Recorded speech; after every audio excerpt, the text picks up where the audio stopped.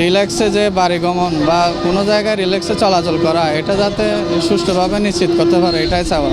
যে একটু সবাই যাতে একটু শান্তিতে বাসায় পৌঁছাতে পারে।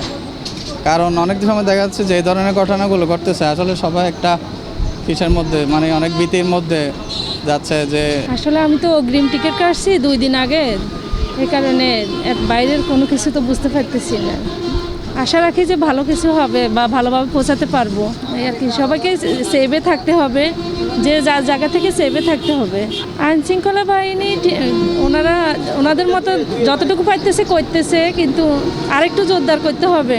কারণ সবাই সবার নিরাপত্তার জন্য আইন শৃঙ্খলা বাহিনীর উপরে তো ডিপেন্ড করে। রাস্তার পরিস্থিতি বলতে এখন রাস্তায় তো মোটামুটি দেখতেছি এখনও ঈদের আমেজ যেটা, ওটা হালকা পাতলা দেখা যাচ্ছে। যেহেতু সামনে একদিন ওয়ার্কিং ডে আছে অফিসের, যারা ছুটি পাইছে হয়তো তারা আগে আগে যাচ্ছে, আর যাদের অফিস নাই বা কোনো বাসায় ঝামেলা নাই এরাও যাচ্ছে। মোটামুটি অল্প স্বল্প চাপ এরকম শুরু হয়েছে। ভোগান্তি বাসটা একটু এখন ডিলে করতেছে, একটু লেট হবে বলতেছে। তো মনে হয় ঢাকা থেকে আসছে, একটু যানজটের মধ্যে পড়ছে, এটাই মানে 1 ঘন্টা আরও ডিলে হবে বলতেছে। তো মোটামুটি সব দিক দিয়ে সার্বিক পরিস্থিতি এখনও মোটামুটি আর কি, এখনও অধিক ভালো বলা যাচ্ছে না। তো কয়েকদিনের মধ্যে কি হয় এটা তো পরিস্থিতির উপর নির্ভর করবে।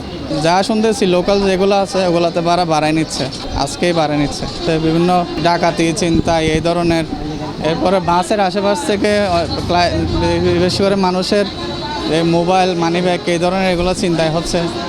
আর বাস জিম্মি করার ঘটনা তো কালকেই শুনতে পেলাম। রিল্যাক্সে যে বাড়ি গমন বা কোনো জায়গায় রিল্যাক্সে চলাচল করা, এটা যাতে সুষ্ঠুভাবে নিশ্চিত করতে পারে, এটাই চাওয়া। যে একটু সবাই যাতে একটু শান্তিতে বাসায় পৌঁছাতে পারে। কারণ অনেক সময় দেখা যাচ্ছে যে এই ধরনের ঘটনাগুলো ঘটতেছে, আসলে সবাই একটা কিসের মধ্যে, মানে অনেক ভীতির মধ্যে যাচ্ছে। যে আমি একটা জায়গায় যাব, ঠিকমতো সুস্থভাবে পৌঁছাতে পারবো কিনা, বা আমার মালামাল এগুলো ঠিক থাকবে কিনা, এই ধরনের পরিস্থিতি যাতে না হয় সেজন্য এটা আসলে দেখা দরকার। রাস্তার সার্বিক পরিস্থিতি এখনও অনেকটা ভালো আছে, এখনও রাস্তায় কোনো জ্যাম নেই। তো আমি চট্টগ্রামে যাচ্ছি, চট্টগ্রাম মিরেশ্বরে যাচ্ছি আমি। না, কোনো প্রকার এখনও আমরা ভোগান্তি পাই নাই। তো আমি মাত্র একটা কাউন্টার আসছি, তো কাউন্টারে আমরা টিকিট করব, টিকিট করে তারপর যাবো। না, টিকিটের প্রতি কোনো এখনও ঝামেলা হচ্ছে না, টিকিট আগের রেটে আছে।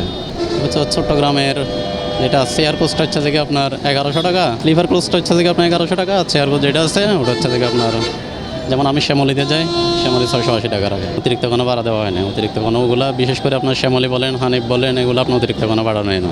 এত জ্যাম পাইনি আজকে, মনে হচ্ছে পৌঁছায় যাইতে পারবো। ঝামেলা হচ্ছে ভাড়াটা বেশি এখন, মানে এখান থেকে সচরাচর ভাড়া 100 থেকে 120 টাকা হয়, সেখানে 200 টাকা বললো, তো বেশি না, ভাড়া বেশি। না, ওটা পাইনি, মানে রাস্তাঘাটের বাকি সব কিছু ঠিকই ছিল, বা ভাড়াটা বেশি। রাস্তাঘাটও এখন হচ্ছে খালি, বলতে গেলে এই সময়টা তো ঢাকা খালি থাকে না, একদম জ্যামে থাকে, কিন্তু আজকে জ্যাম পাইনি।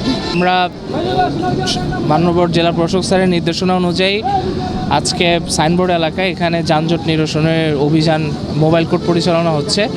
আজকে যেহেতু লাস্ট ওয়ার্কিং ডে, ঈদের ছুটির আগে, যে সেহেতু ঢাকাবাসীরা যাতে নিরাপদে এবং দ্রুততার সাথে চলাচল করতে পারে বা ঘরমুখী যাত্রীদের যাতে কোনো ধরনের দুর্ভোগ না হয়, সেজন্য আমরা এখন সাইনবোর্ডে মোবাইল কোর্ট পরিচালনা করছি। আমাদের সহযোগিতা করছেন এখানে বিআরটি এর প্রতিনিধি আছেন, রোডস অ্যান্ড হাইওয়ের প্রতিনিধি আছে, আনসার পুলিশ সদস্য আছে। আমরা এখানে কোনো অবৈধ পার্কিং বা অযথা যানজট করা এরকম কোনো ভেহিকেল আমরা আপাতত এখানে স্টেশনে রাখছি না।